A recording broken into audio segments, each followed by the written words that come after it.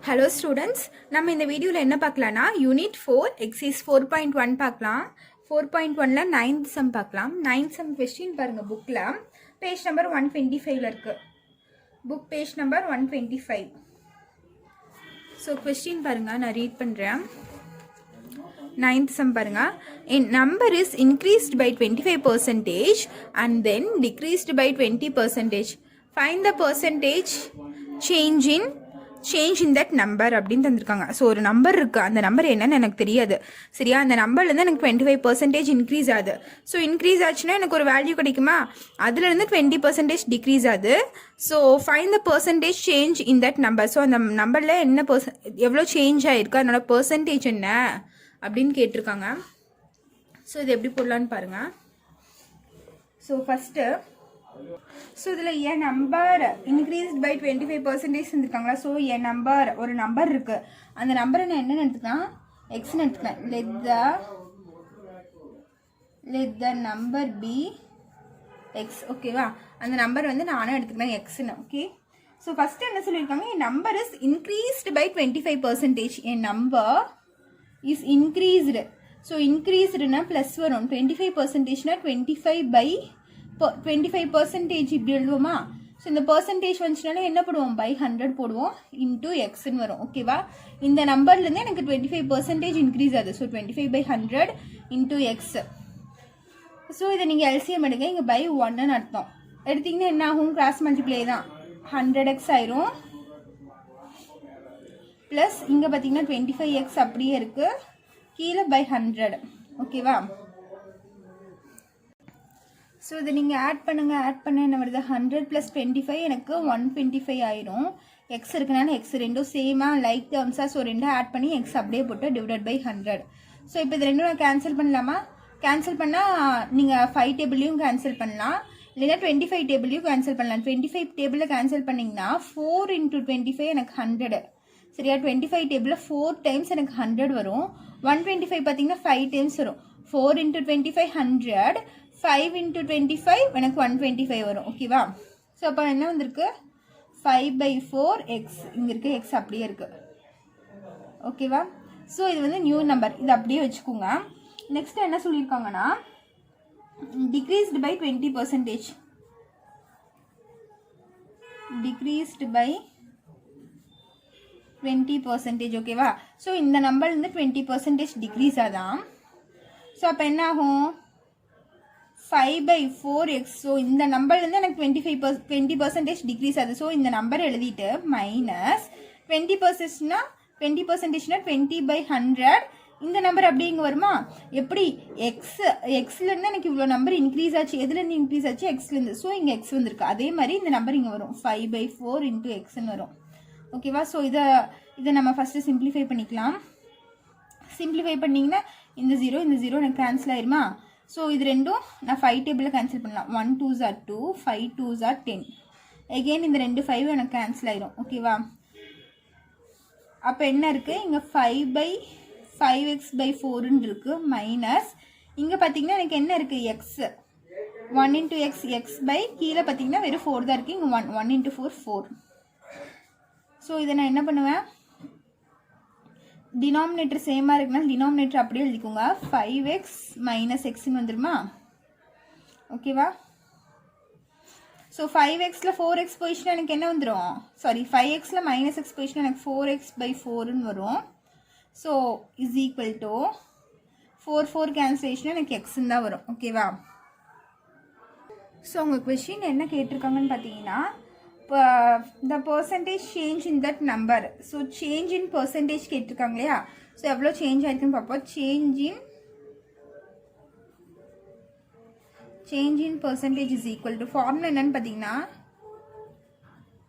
New number minus original number into 100 divided by original நம்பர்னு வரும். ஓகேவா, new number minus original number into 100 by original number. So new number எனக்கு என்ன கிடச்சிருக்கு, X, minus original number என்ன எடுத்திருக்கோம், எக்ஸ்ன்னு தான் எடுத்திருக்கேன். ஸோ அந்த எக்ஸ் வந்துடும், divide by original number X into 100. இப்போ பார்த்தீங்கன்னா எக்ஸ் மைனஸ் எக்ஸ் எனக்கு 0வா, ஸோ 0 இன்ட்டு எனிதிங் எனக்கு 0 தான் வரும். அப்போ சேஞ்ச் இன் பர்சன்டேஜ் எவ்வளோ? 0. ஓகேவா? ஸோ இதுதான் என்னோட final answer. Next 10th sum பார்க்கலாம். ஸோ 10th சம் கொஷின் என்னென்னா, the ratio of boys and girls in a class is 5:3. So ஒரு கிளாஸோட ஒரு கிளாஸில் எவ்வளோ பாய்ஸ் இருக்காங்க எவ்வளோ கேர்ள்ஸ் இருக்காங்கங்கிறது வந்து ரேஷியோவில் தந்திருக்காங்க எனக்கு. ஓகேவா? நம்பர்ஸில் தரல, ரேஷியோவில் இருக்குது. If 16% of the boys and 8% of the girls failed in an examination. So ஒரு எக்ஸாம் வச்சுருக்காங்க, அதில் 16% ஆஃப் பாய்ஸ் ஃபெயிலு, அதுக்கப்புறம் 8% ஆஃப் கேர்ள்ஸும் ஃபெயிலு. ஓகேவா? Then find the percentage of passed student. So அந்த எக்ஸாமில் எவ்வளோ பேர் பாஸ் ஆகிருக்காங்க அப்படின்னு சொல்லி கேட்டிருக்காங்க. ஓகேவா? ஸோ இது எப்படி போடலான்னு பாருங்கள். ஃபர்ஸ்ட் கிவன் என்னென்ன தந்திருக்காங்கன்னு சொல்லி எழுதிக்கலாம். Solution, the ratio of boys and girls 5:3. ஓகேவா? பாய்ஸ் வந்து 5, கேர்ள்ஸ் வந்து 3 தந்திருக்காங்க. ஸோ 5:3 தந்திருக்காங்க. ஸோ நம்மளுக்கு டேரெக்டாக அவங்க தரல. இந்த 5:3 இந்த மாதிரி வந்துச்சுனாலே கூட ஒரு காமன் மல்டிபிள் இருக்குன்னு அர்த்தம். ஓகேவா? ஸோ இங்கே ஒரு காமன் மல்டிபிள் இருக்கும், இங்கே ஒரு காமன் மல்டிபிள் இருக்கும். ஸோ அது எப்படி எழுதுவோம்னா, பாய்ஸ் எவ்வளோன்னு எழுதுவோம்னா 5xன்னு எழுதுவோம். அதே மாதிரி கேர்ள்ஸ் எப்படி எழுதுவோம்னா 3x. ஓகேவா? எப்போ எந்த சம்மில் ரேஷியோவில் தந்தாலும் கூட எக்ஸ் சேர்த்திக்கோங்க, ஒரு காமன் மல்டிபிள் இருக்கும். ஓகேவா? ஸோ கூட எக்ஸ் சேர்த்திக்கோங்க. இப்போ பாய்ஸ் வந்து 5xன்னு எழுதுவேன், கேர்ள்ஸ் வந்து 3xன்னு எழுதுவேன். ஓகேவா? ஸோ இப்போ டோட்டல் நம்பர் ஆஃப் ஸ்டூடெண்ட்ஸ் எவ்வளோ கிளாஸில்? Total number of students. So இது ரெண்டும் ஆட் பண்ண எனக்கு டோட்டல் நம்பர் ஆஃப் ஸ்டூடெண்ட்ஸ் கிடச்சிடுமா? 5x + 3x. அப்போ என்ன ஆகும்? ரெண்டும் ஆட் பண்ணால் எனக்கு 8x ஆகும். இதுதான் என்னோட டோட்டல் நம்பர் ஆஃப் ஸ்டூடெண்ட்ஸ். ஓகேவா? ஸோ அவங்க கொஸ்டினில் என்ன கேட்டிருக்காங்கன்னா, பாஸ்ட் ஸ்டூடெண்ட்ஸ் பர்சன்டேஜ் கேட்டிருக்காங்க. எவ்வளோ ஸ்டூடெண்ட்ஸ் பாஸ் ஆகிருக்காங்க, அதுக்குரிய பர்சன்டேஜ் என்ன அப்படின்னு கேட்டிருக்காங்க. ஆனால் நம்மளுக்கு தந்த கிவன் டேட்டாவெல்லாம் என்ன, எவ்வளோ பேர் ஃபெயில் ஆகிருக்காங்கன்னு தான் தந்திருக்காங்க. ஃபெயில்டு பாய்ஸில் எவ்வளோ பேர் ஃபெயில் ஆகிருக்காங்கன்னு பாருங்கள். ஃபெயில்டு பாய்ஸ் பார்த்தீங்கன்னா 16%. ஓகேவா? அப்போ பாஸ்டு பாய்ஸ் எவ்வளோவா இருப்பாங்க? ஸோ பாய்ஸ் எவ்வளோ பேர் பாஸ் ஆகிருப்பாங்கன்னு பார்த்தீங்கன்னா 100லேருந்து 16 மைனஸ் பண்ணிடுங்க. ஸோ பர்சன்டேஜ்னாலே 100ன்னு அர்த்தமா. ஸோ 16%னா 100லேருந்து 16 மைனஸ் பண்ணிட்டீங்கன்னா எனக்கு என்ன ஆகும்? 0, 10, 9, இது 4, 84. ஸோ 84%. பாஸ் பர்சன்டேஜ் எவ்வளோ? Passed boys 84%. ஓகேவா? ஸோ இது எப்படி போடலான்னு பாருங்கள். ஸோ இப்போது இந்த 84% அவங்க வந்து பாஸ்ட் பர்சன்டேஜ் தான் கேட்டிருக்காங்க. அதனால நம்ம இந்த இடத்துல ஃபெயில் பற்றி பேசவே மாட்டோம். அவங்க எது கேட்டிருக்காங்கன்னா percentage of passed students. So நீங்கள் ஃபெயில்டு விட்டுருங்க, பாஸ்ட் மட்டும் இப்போ எடுத்துக்கோங்க. எவ்வளோ பர்சன்டேஜ் ஆஃப் ஸ்டூடெண்ட்ஸ் பாஸ் பண்ணியிருக்காங்க? பாய்ஸில் 84% பாஸ் பண்ணியிருக்காங்க பாய்ஸில். ஸோ பர்சன்டேஜ்னாலே நம்ம எப்படி எழுதுவோம்? 84/100ன்னு எழுதுவோம். இன்ட்டு பாய்ஸ் எவ்வளோ பேர்? டோட்டலாக 5x. ஓகேவா? So into 5x. ஸோ இப்போ என்ன பண்ணலாம்? இது அப்படியே நீங்கள் மல்டிப்ளை பண்ணி வச்சுக்கோங்க. நீங்கள் கேன்சல் பண்ணிங்கன்னா உங்களுக்கு பின்னாடி சால்வ் பண்ணுற கஷ்டமாக இருக்கும். ஸோ நீங்கள் என்ன பண்ணுறீங்க? அப்படியே மல்டிப்ளை பண்ணி எழுதிக்கோங்க. அப்போ 84 × 5 பண்ணால் 5 4s are 20, balance 2, 8 5s are என்ன வரும் எனக்கு? 40, 40 + 2 42. அப்போ 420x/100ன்னு வருமா? ஸோ இது அப்படியே இருக்கட்டும். ஓகேவா? நெக்ஸ்ட்டு ஃபெயில்டு கேர்ள்ஸ் எவ்வளோன்னு பாருங்கள். பாய்ஸ்க்கு நம்ம முடிச்சு அப்படியே வச்சுட்டோம். நெக்ஸ்ட்டு ஃபெயில்டு கேர்ள்ஸில் எவ்வளோ பேர் ஃபெயில் ஆகிருக்காங்க? 8% வந்து ஃபெயில் ஆகிருக்காங்க எனக்கு. ஓகேவா? கேர்ள்ஸில் 8% ஃபெயில் ஆகிருப்பாங்க. அப்போ பாஸ்டு கேர்ள்ஸ் ஸோ எவ்வளோ பேர் பாஸ் பண்ணியிருக்காங்கன்னா 100ல் 8 போயிடுச்சுன்னா எனக்கு 92%. 92% ஆஃப் கேர்ள்ஸ் வந்து எனக்கு எக்ஸாமில் பாஸ் பண்ணியிருக்காங்க. அப்போ இதே ஸ்டெப்ஸ் தான் இங்கே போடுவோம். 92/100 இன்ட்டு இங்கே வந்து நம்ம பாய்ஸுங்கிறனால பாய்ஸுக்கு போட்டோம். இங்கே வந்து கேர்ள்ஸுங்கிறனால கேர்ள்ஸோட ஸ்ட்ரென்த் எவ்வளோ? 3x. So into 3x. ஓகேவா? ஸோ இது ரெண்டும் மல்டிப்ளை பண்ணிக்கோங்க. 92 × 3 6 3 2s are 6, 9 3s are 27.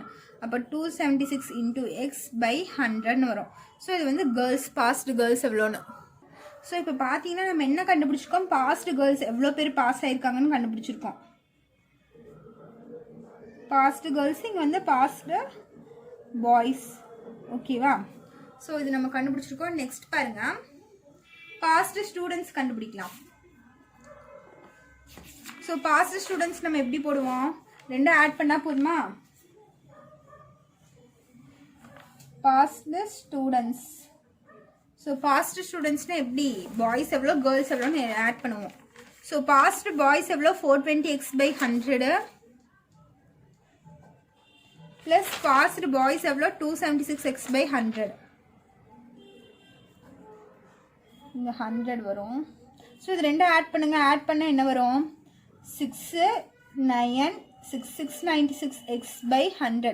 So அதனால தான் உங்களை இங்கே கீழே 100 இருக்குனால நியூமரேட்டர் மட்டும் நம்ம ஆட் பண்ணி போட்டோமா, அதனால ஈஸியாக இருக்குது பாருங்கள். எனக்கு இதே நான் கேன்சல் பண்ணியிருந்தேன்னா எனக்கு எல்சிஎம் எல்லாம் எடுத்துகிட்டு இருக்குன்னா அது கஷ்டமாக இருக்கும். ஸோ முடிஞ்ச அளவுக்கு நீங்கள் இந்த மாதிரி சம்ஸ்லாம் கேன்சல் பண்ணாதீங்க, கடைசியில் கேன்சல் பண்ணிக்கலாம். 696 × x/100 வந்துருச்சு. ஸோ இது வந்து பாஸ்ட் ஸ்டூடெண்ட்ஸ் தான் கண்டுபிடிச்சிருக்கேன். ஆனால் என்ன கேட்டிருக்காங்கங்க? பாஸ்ட் பர்சன்டேஜ் தான் கேட்டிருக்காங்க. பாஸ்ட் ஸ்டூடெண்ட்ஸ் இவ்வளோ பேர். இப்போ பாஸ்ட் பர்சன்டேஜ் எப்படி கண்டுபிடிப்போம்? Passed percentage. ஸோ பாஸ்ட் பர்சன்டேஜ்னா மொத்தமாக எவ்வளோ ஸ்டூடெண்ட்ஸ் பாஸ் பண்ணியிருக்காங்க? 696x/100 divided by total number of students எவ்வளோ எனக்கு? இது வந்து பாய்ஸ் கேர்ள்ஸ் ரெண்டும் சேர்த்து டோட்டல் நம்பர் ஆஃப் ஸ்டூடெண்ட்ஸ் எவ்வளோ எனக்கு? 8x divided by 8x into 100. So percentage கண்டுபிடிக்கிறதுனால இன்டூ 100 வந்துடும். So total number of students divided by எவ்வளோ பேர் பாஸ் பண்ணியிருக்காங்க அது இங்கே எழுதிட்டு passed students divided by total number of students percentage கண்டுபிடிக்கணுங்கிறனால இன்டூ 100. இப்போ பாருங்கள், இந்த 100 கேன்சல் ஆயிரும். ஸோ உங்களுக்கு கன்ஃபியூஸாக இருந்துச்சுன்னா இன்னும் ஸ்டெப்ஸ் கூட எழுதிக்கோங்க. 696x பை இந்த 100 வந்து எனக்கு கீழே வந்துடும். 100 × 8x × 100ன்னு வரும். ஓகேவா? இந்த 100 எனக்கு கேன்சல் ஆயிரும். பேலன்ஸ் பார்த்தீங்கன்னா இங்கே ஒரு எக்ஸ் இருக்குது, இங்கே ஒரு எக்ஸ் இருக்குது. இது ரெண்டும் கேன்சல் ஆயிரும். அப்போ 696/8ன்னு வருமா? ஸோ இது ரெண்டும் நான் கேன்சல் பண்ணணும். ஸோ இது ரெண்டும் எனக்கு 8 டேபிளில் கேன்சல் ஆகும். 8 டேபிளில் கேன்சல் ஆயிடுச்சுன்னா இது வந்து 1 டைம்ஸ் வருமா? ஸோ இது 1 டைம்ஸ் வரும். 69 8 டேபிளில் வராது. அதுக்கு கம்மியான நம்பர் வந்து பார்த்தீங்கன்னா 56 வரும். சாரி 64 வரும். 8 8s are 64. 69ல் 64 போயிடுச்சுன்னா பேலன்ஸ் 5. இங்கே என்ன இருக்குது? 56. ஸோ 56 வந்து எனக்கு 7 டைம்ஸ் வரும். அப்போ என்ன ஆயிரும்? 87%. பாஸ்ட் பர்சன்டேஜ் எவ்வளோ? 87%. இதுதான் என்னோட final answer for this sum. இதோட எக்ஸசைஸ் 4.1 முடிஞ்சுது. ஸோ இந்த எக்ஸசைஸில் ஏதாச்சும் டவுட் இருந்துச்சுன்னா கமெண்ட் பண்ணுங்கள். நம்ம நெக்ஸ்ட் எக்ஸசைஸ் பார்க்கலாம். ஸோ நெக்ஸ்ட்டு பாருங்கள், எக்ஸசைஸ் 4.2 பார்க்கலாம். பேஜ் நம்பர் 131ல் இருக்குது. Exercise 4.2 page number 131. ஸோ இதில் செகண்ட் சம் பாருங்கள் 131ல். ஸோ கொஸ்டின் இதில் பாருங்கள். if selling an article for 820 rupees 820 causes 10% loss on the selling price, then find its cost price அப்படின்னு கேட்டிருக்காங்க. So selling price selling price எவ்வளோனா SP எவ்வளோ தந்திருக்காங்கன்னா ₹820 தந்திருக்காங்க. ஓகேவா? லாஸ் பர்சன்டேஜ் எவ்வளோ? எனக்கு லாஸ் வந்து எனக்கு 10% லாஸ் ஆகுதான். ஸோ இதுலேருந்து எனக்கு 10% லாஸ் ஆகுது. ஓகேவா? So loss on the selling ப்ரைஸ்ன்னு தந்திருக்காங்க. Loss on the selling price. So இதுலேருந்து எனக்கு 10% லாஸ் ஆகுது. அப்புறம் ஃபைண்ட் இட்ஸ் காஸ்ட் ப்ரைஸ்ன்னு கேட்டிருக்காங்க. அப்போ சிபி எவ்வளோன்னு கேட்டிருக்காங்க. ஓகேவா? ஸோ இதை நான் எப்படி போடணுன்னா, அப்போ லாஸ் இஸ் ஈக்குவல் டு இதிலிருந்து எனக்கு 10% லாஸ் ஆகுது. அப்போ 820 × 10%ங்கிறனால by 100. ஓகேவா? ஸோ இந்த ஜீரோக்கு இந்த ஜீரோ கேன்சல் ஆயிரும், இந்த ஜீரோக்கு இந்த ஜீரோ கேன்சல் ஆயிரும். பேலன்ஸ் பார்த்தீங்கன்னா 82 × 1 இருக்குது. அப்போ லாஸ் எவ்வளோ? எனக்கு எவ்வளோ ருபீஸ் லாஸ் ஆயிருக்கு? 82 rupees. இப்போ லாஸ் பார்த்தீங்கன்னா எனக்கு ₹82 rupees லாஸ் ஆயிருக்கு. அவங்க என்ன கேட்டிருக்காங்க? ஃபைண்ட் த காஸ்ட் ப்ரைஸ் அப்படின்னு கேட்டிருக்காங்க. காஸ்ட் ப்ரைஸ் கண்டுபிடிக்கணும். ஸோ காஸ்ட் ப்ரைஸ் நம்ம எப்படி கண்டுபிடிப்போம்னா, எஸ்பி ப்ளஸ் லாஸ் எவ்வளோ அமௌண்ட் லாஸ் ஆயிருக்கு இது ரெண்டும் ஆட் பண்ணால் எனக்கு காஸ்ட் ப்ரைஸ் கிடச்சிடும். ஸோ செல்லிங் ப்ரைஸ் எவ்வளோ? எனக்கு 820 ப்ளஸ் லாஸ் எவ்வளோ? 82. ஸோ இது ரெண்டும் ஆட் பண்ணால் எனக்கு 820, 82 ஆட் பண்ணால் 210, பேலன்ஸ் 1 902. ஸோ காஸ்ட் ப்ரைஸ் பார்த்தீங்கன்னா 902. ஓகேவா? ஸோ இதில் என்ன கான்செப்ட்னா, ஒரு பொருளை வந்து அவங்க 820க்கு சேல் பண்ணியிருக்காங்க. ஓகேவா? ஒரு பொருளை வந்து 820க்கு கொடுத்துருக்காங்க. ஆனால் அவங்க விற்றது வந்து லாஸில் நஷ்டம் ஆயிடுச்சு. அவங்களுக்கு விற்றது எவ்வளோ நஷ்டம் ஆயிடுச்சுன்னா 10% நஷ்டமாயிடுச்சு. சரியா? அப்போ அவங்க என்ன வேலை, கஸ்டமர் வந்து என்ன விலை தந்து அந்த பொருளை வாங்கியிருப்பாங்க அப்படின்னு சொல்லி தான் கேட்டிருக்காங்க. அதான் காஸ்ட் ப்ரைஸ். அவங்க என்ன விலை தந்து இந்த பொருள் வாங்கியிருப்பாங்க அப்படின்னு. ஸோ லாஸ் கண்டுபிடிக்கிறது எப்படி பண்ணுவோம்? 820 இன்ட்டு எவ்வளோ பர்சன்டேஜ் லாஸ் ஆயிருக்கு, செல்லிங் ப்ரைஸ் இன்ட்டு எவ்வளோ பர்சன்டேஜ் லாஸ் ஆயிருக்கோ அது போட்டால் நம்மளுக்கு லாஸ் எவ்வளோ ருபீஸ்ன்னு கிடச்சிடும். 82 ருபீஸ் எனக்கு லாஸ் ஆயிருக்கு. அப்போ காஸ்ட் ப்ரைஸ்னா செல்லிங் ப்ரைஸையும் லாஸையும் ஆட் பண்ணால் எனக்கு காஸ்ட் ப்ரைஸ் கிடச்சிடும். ஓகேவா? இவங்க 820க்கு விற்ற பொருள் 820க்கு சேல் பண்ணியிருக்காங்க. ஆனால் அந்த பொருளோட ரேட் என்ன? 902. அப்போ அவங்களுக்கு லாஸ் தானே, 82 ருபீஸ் லாஸ். அதுதான் நம்ம இப்படி போட்டிருக்கோம். ஸோ இப்போ தேர்டு சம் பாருங்கள். தேர்டு சம் கொஸ்டின் என்னென்னா, புக்கில் பாருங்கள். If the profit earned on selling an article for ₹810 is the same as loss on selling it for ₹530, then find the cost price of the article அப்படின்னு சொல்லியிருக்காங்க. So இதில் என்ன சொல்லியிருக்காங்கன்னு பார்த்தீங்கன்னா, ஒரு பொருளை வந்து 810க்கு விற்கிறாங்க. ஓகேவா? ஸோ 810க்கு விற்கும்போது அவங்களுக்கு ஒரு ப்ராஃபிட் கிடைக்குது. அந்த ப்ராஃபிட்டும் அதே பொருளை 530க்கு விற்கிறாங்க. அப்போ அவங்களுக்கு லாஸ் ஆகும்ல. ஸோ அந்த ப்ராஃபிட்டும் லாஸும் எனக்கு சேமாக இருக்கும் அப்படின்னு சொல்கிறாங்க. ஓகேவா? சேம் நம்பரில் இருக்குன்னு சொல்கிறாங்க. இப்போ find the cost price of the article. So cost price எவ்வளோ அப்படின்னு சொல்லி கேட்டிருக்காங்க அவங்க. ஸோ எப்படி போடலான்னு பாருங்கள். சொல்யூஷன். ஸோ காஸ்ட் ப்ரைஸாக கண்டுபிடிக்கணும். ஸோ அதை வந்து நான் எக்ஸ்ன்னு வச்சுக்கிறேன். நெக்ஸ்ட் அவங்க என்ன சொல்லியிருக்காங்க? செல்லிங் ப்ரைஸ் எவ்வளோ சொல்லியிருக்காங்க? செல்லிங் ப்ரைஸ்னால் எஸ்பி ₹810. ஓகேவா? ஸோ அந்த பொருள் 810க்கு விற்றா எனக்கு ப்ராஃபிட் கிடைக்கும்னு சொல்லியிருக்காங்க. ஸோ ப்ராஃபிட் எனக்கு எப்படி இருக்கணும்னு பார்த்தீங்கன்னா, செல்லிங் ப்ரைஸை விட காஸ்ட் ப்ரைஸ் கம்மியாக இருக்கணும். ஓகேவா? எப்படி? எஸ்பி மைனஸ் சிபியாக இருக்கும் ப்ராஃபிட்னா. அப்போது 810 மைனஸ் எக்ஸ், செல்லிங் ப்ரைஸை விட காஸ்ட் ப்ரைஸ் கம்மியாக இருக்கணும் எனக்கு. ஸோ இது நெக்ஸ்ட் பாருங்கள். இதே லாஸ் ஆகுது. ஸோ இதே பொருளை எஸ்பி செல்லிங் ப்ரைஸ் இதே பொருளை நான் 530க்கு விற்கிறேன். ஓகேவா? ஸோ இதை விட கம்மியாக விற்கிறேன். அப்போ வந்து எனக்கு லாஸ் ஆகுமா? ஸோ லாஸ் ஆகணும்னா எப்படின்னா, இது அப்படியே உல்ட்டாவாக இருக்கும். X minus 530. ஓகேவா? ஸோ காஸ்ட் ப்ரைஸை விட செல்லிங் ப்ரைஸ் கம்மியாக இருக்கணும். ஸோ எக்ஸ் மைனஸ் 530 வரும். ஸோ இது வந்து தந்திருக்கிறது கிவன் வச்சு நான் எழுதிட்டேன். ஓகேவா? ஸோ ப்ராஃபிட்னா செல்லிங் ப்ரைஸை விட காஸ்ட் ப்ரைஸ் கம்மியாக இருக்கணும். லாஸ்னா காஸ்ட் ப்ரைஸை விட செல்லிங் ப்ரைஸ் கம்மியாக இருக்கணும். இது ஞாபகம் வச்சுக்கோங்க.